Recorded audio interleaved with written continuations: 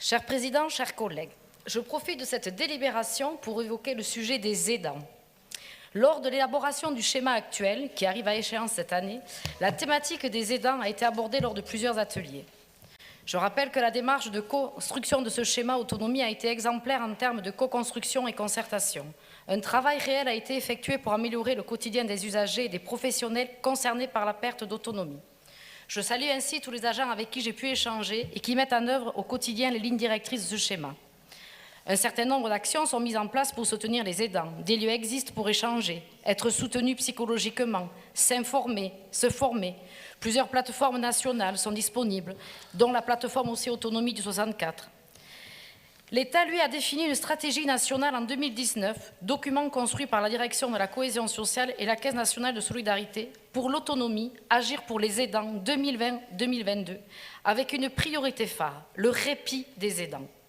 Des actions de sensibilisation et de reconnaissance des aidants sont mises en place dans notre département. La semaine des aidants, accueil de la caravane Tous aidants dans le département, le café des aidants, divers groupes de parole portés par des associations que nous accompagnons, quelques haltes répit.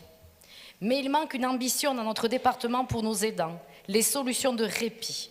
Aujourd'hui, les chiffres sont effarants. 30% des aidants meurent avant la personne accompagnée, épuisée.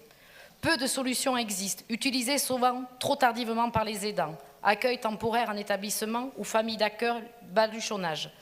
J'aurais aimé trouver dans ce budget prévisionnel une volonté forte, mettre en place une maison du répit. D'autres l'ont fait. La métropole aidante de Lyon a ouvert en 2018 une maison du répit, lieu d'hébergement qui accueille les malades ou les aidants. Les familles peuvent mobiliser 30 jours par an. Elles proposent aussi des séjours familiaux. C'est réellement un souffle, une bulle de répit. Nos voisins d'Irlande s'y emploient, sont en étroite relation avec l'État et l'ARS pour trouver les financements. Nous avons l'ambition, Président, de mener une politique du maintien à domicile, mais pour y arriver, il faudra mener une politique ambitieuse de soutien aux aidants. Je ne peux pas conclure mon propos sans regretter la fameuse loi Grand Âge que nous attendons depuis plusieurs années maintenant.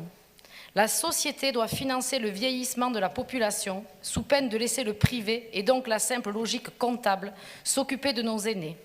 Mon collègue Yves en parlait. Un an après le scandale d'Orpea, il est grand temps de s'y pencher. Le chantage actuel du ministre des Solidarités, conditionnant la loi Grand Âge à la réforme des retraites, relève de l'indécence et témoigne du mépris envers les aidants et leurs proches. Tâchons, Monsieur le Président, de démontrer que ce département est bien l'échelon pertinent pour aider les personnes les plus vulnérables. Je vous remercie.